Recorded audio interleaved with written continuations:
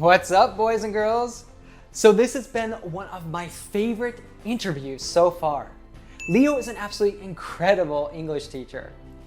Now, do you ever feel like you're failing to learn English? Well, today, he will help you to develop the mindset of a successful English learner. Leo, welcome to the show. Oh, thanks, man. Thanks a lot for the invitation. So you will learn 7 lessons that, if you apply them, will help you to master English. But before we get into those, I wanted to share with you what one real lifer told us.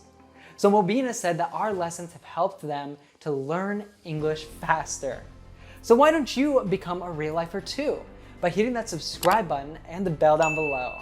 That way, every week we can help you to understand fast-speaking natives, to be understood by anyone, and to even connect to the world.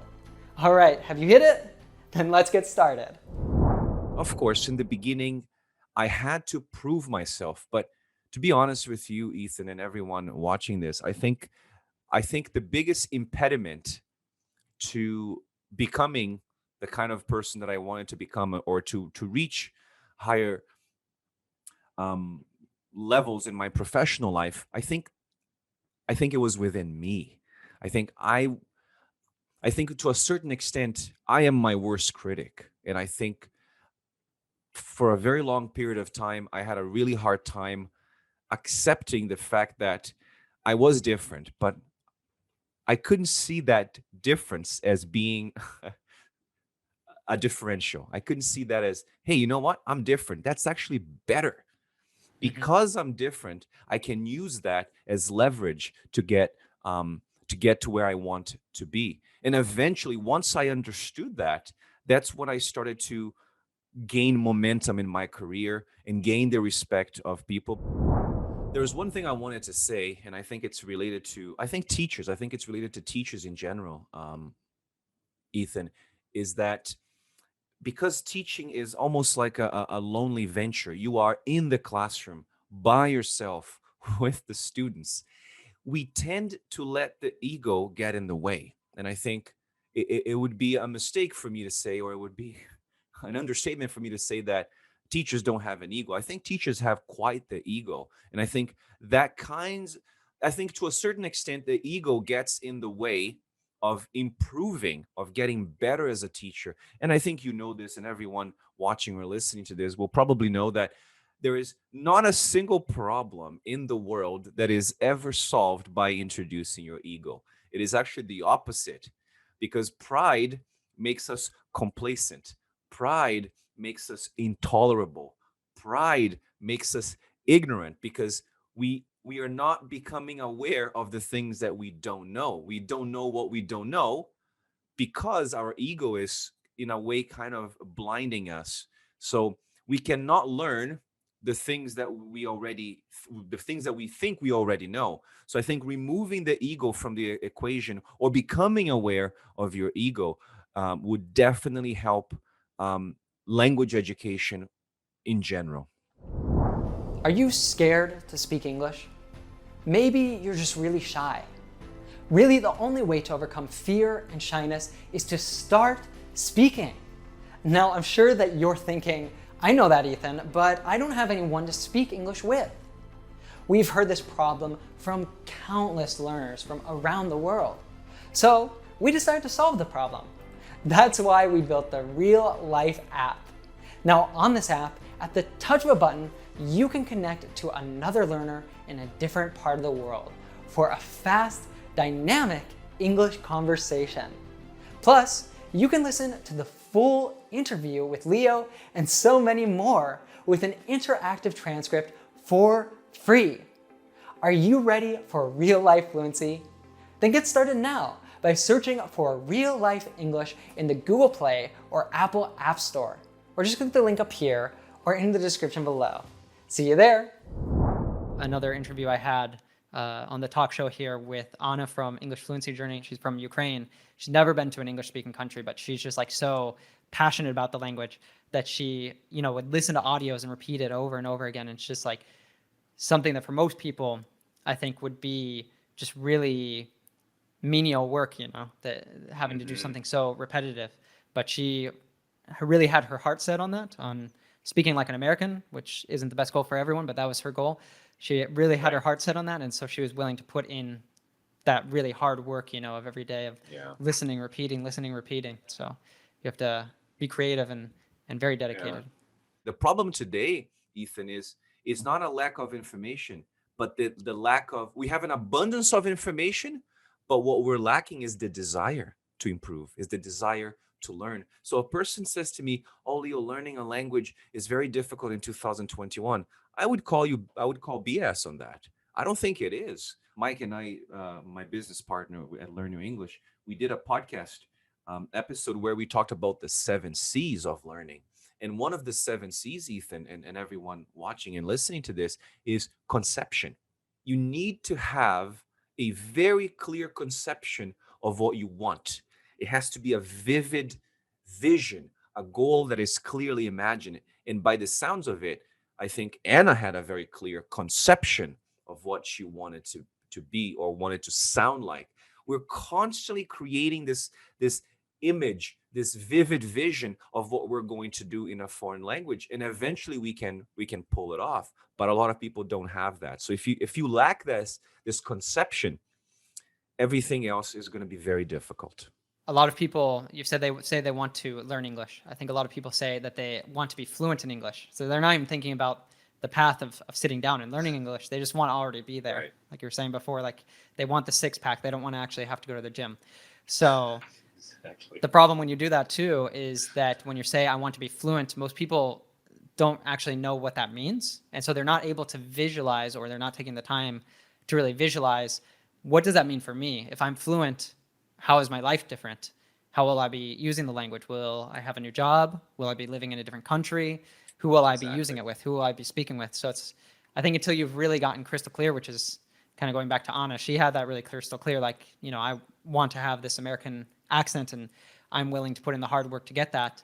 But so many people will say that and they can't really visualize like what's that going to bring for them, what's that life that they'll be living through that. So I think if you are really able to make that purpose for learning the language crystal clear from the outset, or if you're already learning it, you can do that now, there's no problem. But it's going to push you through that hard work, through those really boring moments of it, and help you to actually be successful in that goal. There is a very symbiotic relationship between learning and lifestyle. And I think you are a very good example of this. I am a very good example of this because we were able to combine our learning with our lifestyle. And this is the point, that in learner autonomy, the learner is the expert, not the teacher. And I think there's a paradigm shift right here because the learner becomes the experts of their own language learning journey. Totally. People who take the initiative in learning, they learn much more and they learn much better than those who don't. So, self directed learning or learning autonomy, Ethan, and everyone watching and listening to this, is very much in tune, is very much aligned with our natural psychological development as learners.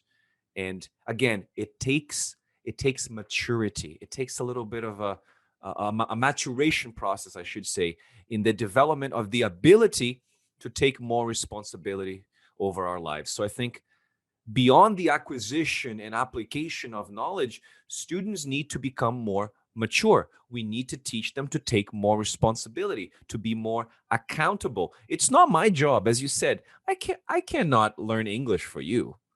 You have to do the work.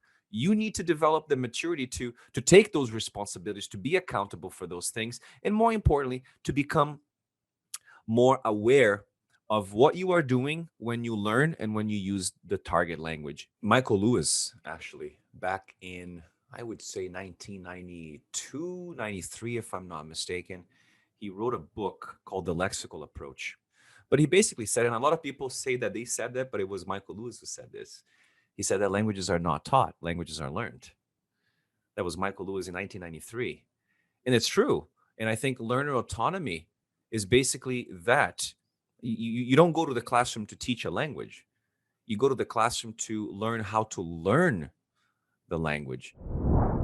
Boring is part of the learning process, Ethan. I think a person who says to me, "Oh, I want to learn something," or "I want to learn how to do something," you're going to go through those moments of boredom. You're going to go through those moments where things are not going to be as fun. People are visualizing the fluency, they're not visualizing the process. So the focus is always on the outcome. The focus is on, I want to be fluent. I want to have a six pack. But nobody is thinking about, okay, what is it going to take for me to get to that level? So if you are able to understand, or again, going back to the seven C's, I think you need to have that stubborn consistency, right? In pursuing that vision. Because if you are consistent, you do the 1% every day, you will get there.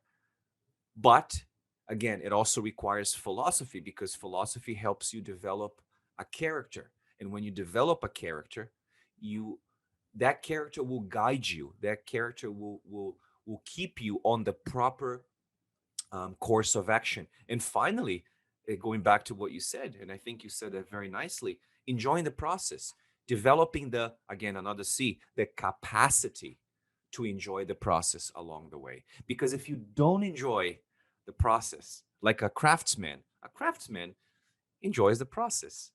So if you don't enjoy that, you're not going to enjoy learning. Learning is forever. You have to enjoy that. You have to embrace that every day I have to do the same thing until it clicks. I've always had this fascination for a foreign language, and I think English was the first language that I came across back in the day. And I remember listening to the radio. I was able to listen to BBC, even though it was very staticky at the time. And I remember falling in love with the way people use the language. I've always been fascinated by people's choices of words when they are communicating, when they're getting their message across. And that's when it started. And eventually it grew with me.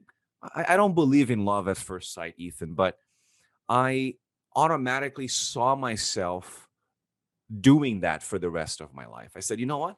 I really like teaching. I'm fascinated by the way people acquire certain things, by how people master things. So I said, you know what? I'm going to do this. Anyone who decides to teach a language has to go through the process of learning a language.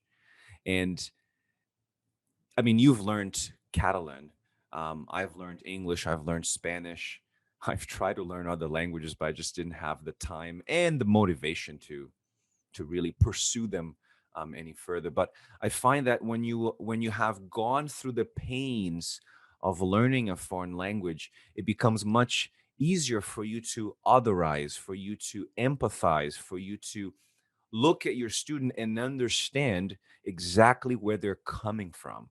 Because if you've never learned a language and your first language is English and that's the only language you speak, I think you are lacking that sense of otherizing. Like, how can I relate to someone if I've never done that? It's like me talking to you about parenting if you don't have kids.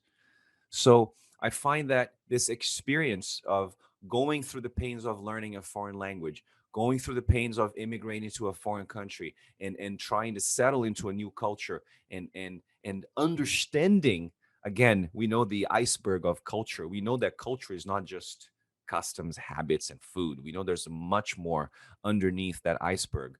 Um, I find that experience really was the tipping point for me to kind of become the kind of educator that I am today.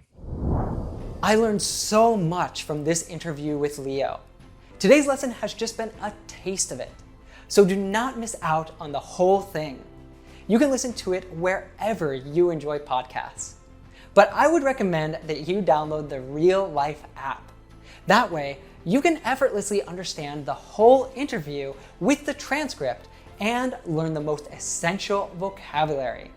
And now, it's time to go beyond the classroom and live your English. Aw, yeah. When you ask someone, okay, why do you want to learn this language? It's like, oh, well, I just need to learn English, or I want to learn English, or it will help me with my work if I speak English. There's not something really clear about what they want to do in English. And so it's great to have like that ultimate goal. It's like, yeah, I want to speak English fluently. I want to be really comfortable in this language. But what exactly does that mean for right now?